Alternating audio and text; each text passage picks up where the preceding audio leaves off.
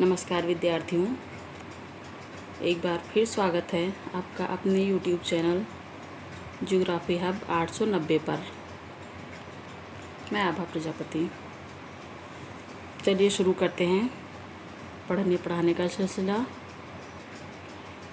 उस दिन हमने ली का सिद्धांत पढ़ा था, जिसमें उससे संभावित प्रश्नोत्तर रह गए थे।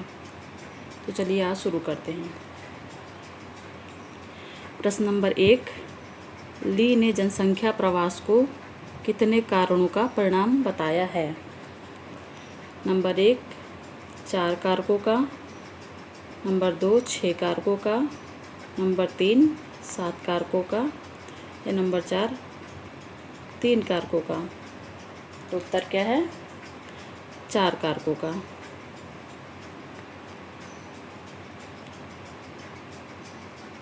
प्रश्नोत्तर नंबर 2, ली ने तटस्थ कारकों को किस चिन्ह द्वारा प्रदर्शित किया है?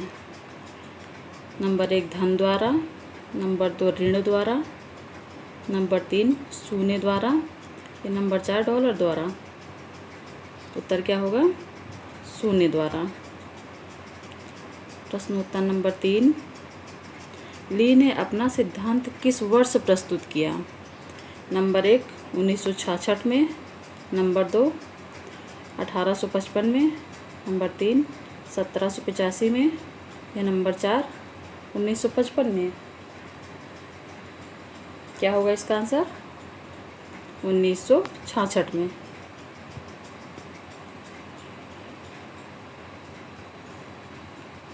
चलिए अब एक मेंस का क्वेश्चन देखते हैं क्या बन सकता है।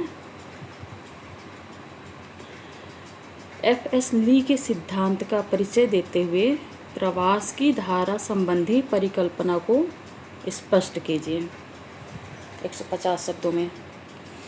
तो इसका प्रारूप क्या बनेगा? पहले ली के सिद्धांत का परिचय देंगे, जिसमें उनके जो कारण हैं प्रवास के वो भी बता देंगे। फिर उसके बाद केवल प्रवास की धारा संबंधी परिकल्पना, इसकी जो 6 परिकल्पनाएं हैं उनकी चर्चा कर देंगे। ठीक है, चलिए यहाँ पे प्रश्नोत्तर समाप्त होते हैं।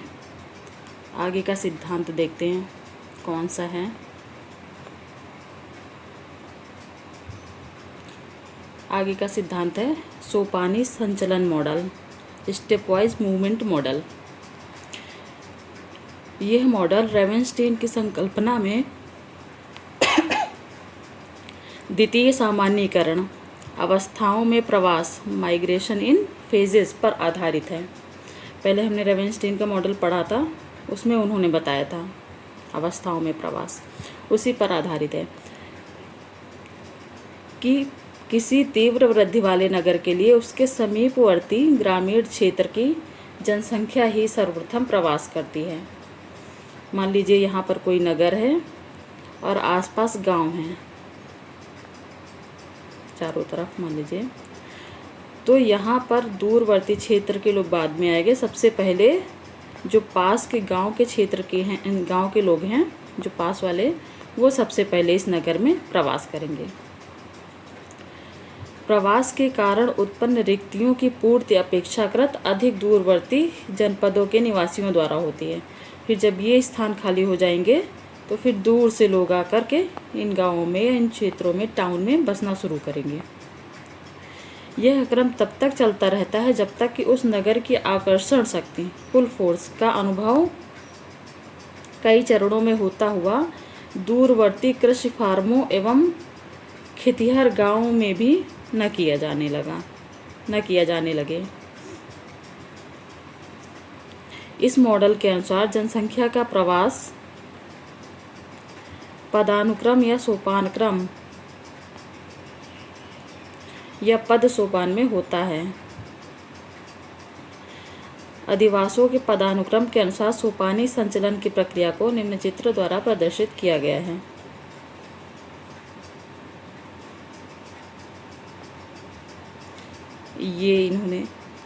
ये सोपानी संचलन मॉडल का है, जिसमें ये देखिए एक ये राष्ट्रीय महानगर है और ये उसके समीपवर्ती प्रादेशिक तथा वृहत नगर है। ये राष्ट्रीय महानगर है, ये प्रादेशिक तथा वृहत नगर है।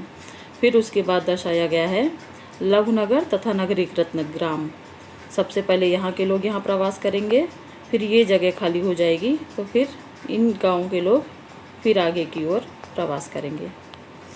और ये औद्योगिकरण तथा नगरीकरण की बढ़ती मात्रा है, धीरे धीरे क्रमशः बढ़ती जाएगी। उपर्युक्त चित्र से स्पष्ट है कि नगरीकरण और औद्योगिकरण की मात्रा में वृद्धि के साथ साथ ग्रामीण क्षेत्रों, एकाकी कृषि फार्मों तथा खेतिहर ग्रामों के लोग नगरीकृत ग्रामों तथा लघु नगरों के लिए प्रस्थान करते हैं। इसके पश्चात नगरीकृत ग्रामों तथा लघु नगरों से बड़े औद्योगिक केंद्रों एवं प्रादेशिक नगरों के लिए, वहाँ से राष्ट्रीय महानगर के लिए जनसंख्या का स्थानांतरण होता है, जैसा कि बताया। इस प्रकार ग्रामीण क्षेत्रों से राष्ट्रीय महानगर तक जनसंख्या का प्रवास कई सोपानों या चरणों में से होता हुआ संपन्न होता है। सोपानी संचलन संकल्पना के परीक्षण के लिए प्रवास के व्यक्तिगत उदाहरण संबंधी आंकड़ों की उपलब्धता आवश्यक होती है, किंतु इसकी प्राप्यता कठिन तथा कम होती है। इसके लिए व्यक्तिगत तौर पर सर्वे करना होता है, जो इम्पॉसिबल सा होता है या बहुत कठिन होता है। कुछ प्रदेशों में प्राप्त ऐसे आंकड़ों से इस संकल्पना के विपरीत निष्कर्ष निकलता है, किंतु प्रवास संबंधी सोपानी संचलन प्रवास प्रक्रिया का एक प्रमुख तथ्य है, जिसके अनुसार ग्रामीण क्षेत्र से राष्ट्रीय महानगर तक होने वाला प्रवास कई चरणों में होता हुआ संपन्न होता है। ये इसका आलोचनात्मक बिंदु है। आंकड़ों की प्राप्ति जल्दी नहीं होती है ना। यहाँ पर ये सिद्धांत समाप्त होता है। अगला सिद्धांत देखते हैं। हमने शुरू में 11 सिद्धांतों की चर्चा की थी, जिसमें से 8 हम पढ़ चुके हैं और 9वें सिद्धांत की हम चर्चा कर रहे हैं। इसके बाद 2 और सिद्धांत बचेंगे, उसको भी हम कवर कर लेंगे। चलिए सिद्धांत को शुरू करते हैं। क्या है? आकर्षण एवं दाब सिद्धांत, पुल एंड पुश थ्योरी। यह सिद्धांत प्रवास के कारणों तथा प्रवासियों द्वारा निर्णय लेने की प्रक्रिया को प्रदर्शित करता है। यह सिद्धांत प्रतिपादित करता है कि किसी भी व्यक्ति के लिए प्रवास का निर्णय 2 विपरीत शक्तियों, आकर्षण पुल और दाब पुश के अंतर्द्वंद का परिणाम होता है। प्रवासी के मूल स्थान पर दाब या प्रतिकर्षण शक्ति और गंतव्य स्थान पर आकर्षण शक्ति क्रियाशील रहती है, जो मनुष्य को प्रवास के लिए प्रेरित करती है।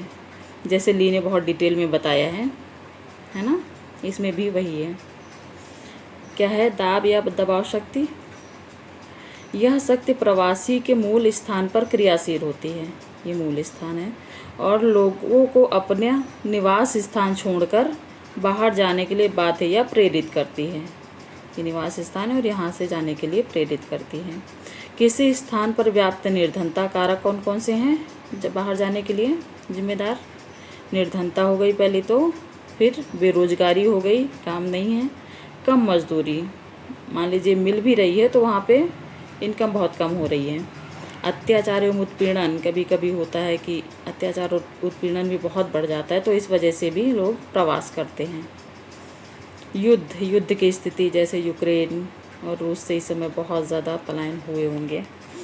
बाढ़ हो गया, सूखा, भूकंप आदि प्राकृतिक प्रकोप वहाँ के निवासियों को अपना स्थान छोड़ने के लिए दबाव डालते हैं। ये हो गई दबाव शक्ति।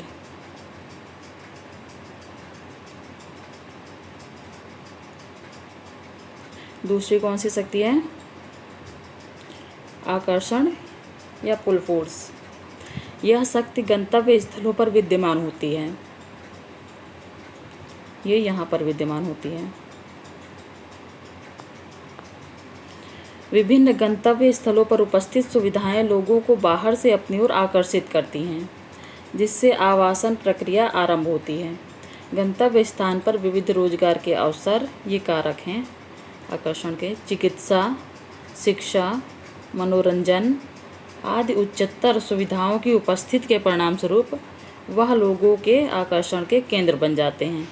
यहाँ ये सुविधाएं अनुपस्थित रहती हैं, इसलिए यहाँ से प्रवास होता है गंतव्य स्थान से, और यहाँ से यहाँ के लिए होता है, मूल स्थान से होता है गंतव्य स्थान के लिए प्रवास।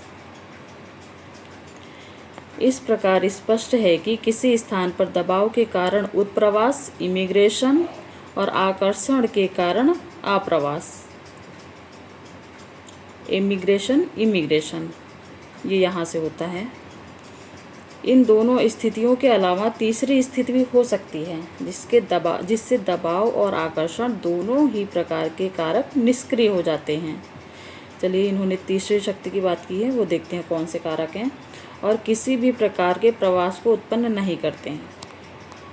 आकर्षण और दाब संकल्पना के दो अन्य आयाम भी हैं, प्रवास चयनात्मकता और प्रवास लोच। देखते हैं ये क्या है।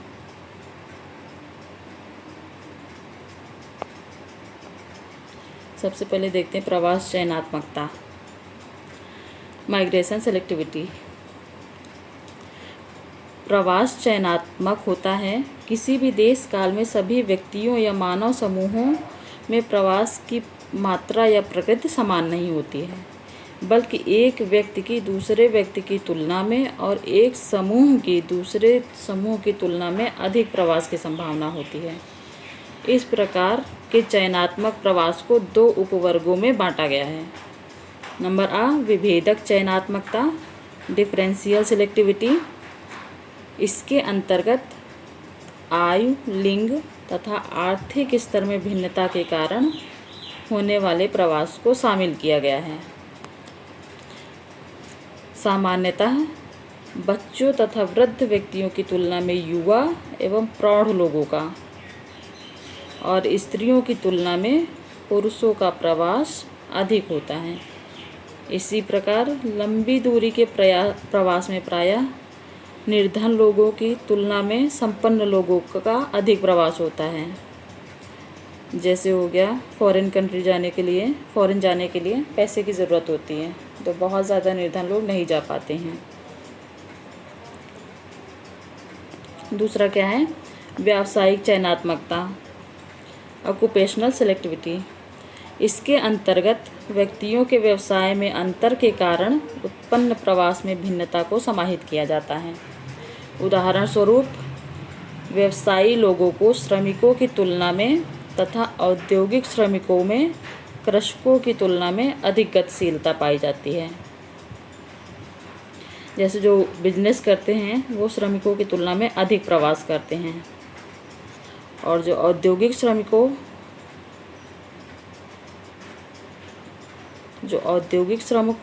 होते हैं जिनमें से वो अधिक प्रवास करते हैं।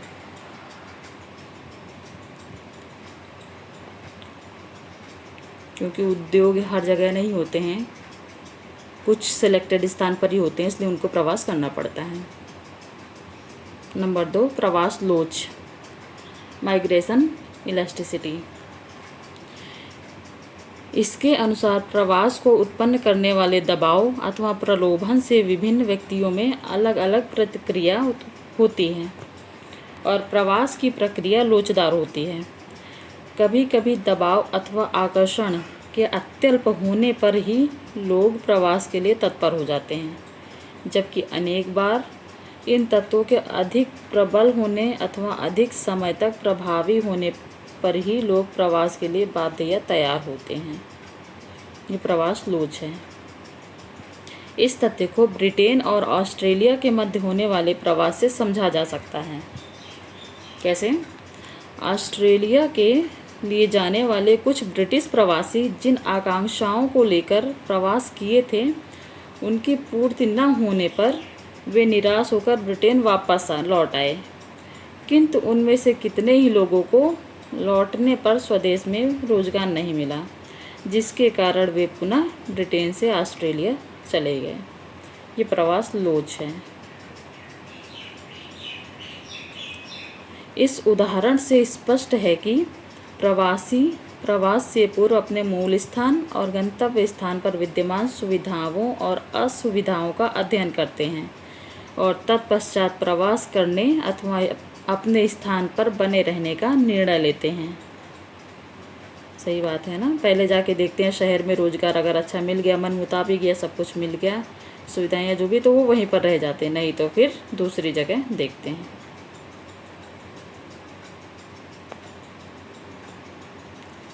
चलिए, ये सिद्धांत यहाँ पर समाप्त होता है। अब अगले वीडियो में इससे संबंधित प्रश्न उत्तर और अगले सिद्धांत देखेंगे। तब तक पढ़ते पढ़ाते रहिए और लाइव बनाते रहिए, है ना। और चैनल को सब्सक्राइब कर लीजिए, लाइक और शेयर भी कर दीजिए। नमस्कार।